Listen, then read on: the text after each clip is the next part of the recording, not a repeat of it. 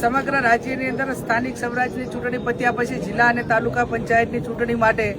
જે ચૂંટણી પંચ અને સરકારે જે તારીખો નક્કી કરી એ પ્રમાણે આજે દિયોદર તાલુકા પંચાયતના પ્રમુખ ઉપપ્રમુખની વરણી માટે પ્રાંત અધિકારી મારફત ચૂંટણી થવાની હતી।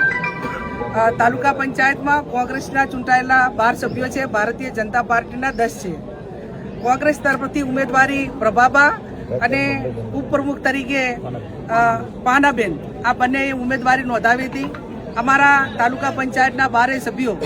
એ 10:30 વાગ્યાથી કરીને સભાખંડમાં આવી ગયા હતા। ચૂંટણી અધિકારી કોઈની સરકારની ભલામણ કે સરકારની મિલીભગત અને એમના આદેશ પ્રમાણે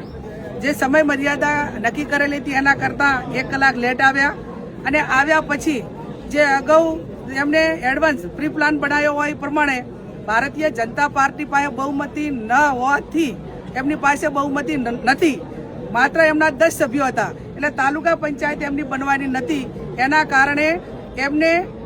સૂચના આપવામાં આવી કે તમે અંદરો અંદર બબાલ કરીને એકાબીજા સાથે બાજવાનું અને પછી લો એન્ડ ઓર્ડરના એટલે કે કાયદો અને વ્યવસ્થા જળવાનું નથી, એ રીતે કરીને ચૂંટણી મુલતવી રાખવી આવું આયોજન એ ભારતીય જનતા પાર્ટીના આગેવાનો, સરકાર અને સરકારમાં બેઠેલા જે અધિકારીઓ કે આમ તો બ્યુરોક્રેસી એટલે ન્યાય ઉપર બેઠેલી એ સીટ હોય, એ ખુરશી હોય, એને ચૂંટણી પંચના નિયમ પ્રમાણે ચૂંટણી કરવાની હોય, પણ ભારતીય જનતા પાર્ટીના સભ્યો એ અંદરો અંદર એકાબીજાની બબાલ કરીને ચૂંટણી બંધ રખાવવા માટે કરીને ઝઘડો કર્યો એવા સમાચાર અમને બહારથી મળ્યા અને એ પ્રમાણે ચૂંટણી અધિકારી તટસ્થ નહીં પણ સરકારનો એક ગુલામ હોય, એક સરકારનો હાથો બની ગયેલો અને લોકશાહીનું હનન કરવા અને લોકશાહીનું મર્ડર કરવા માટે જ્યારે અધિકારીઓ આ મેદાનમાં આવ્યા હોય ત્યારે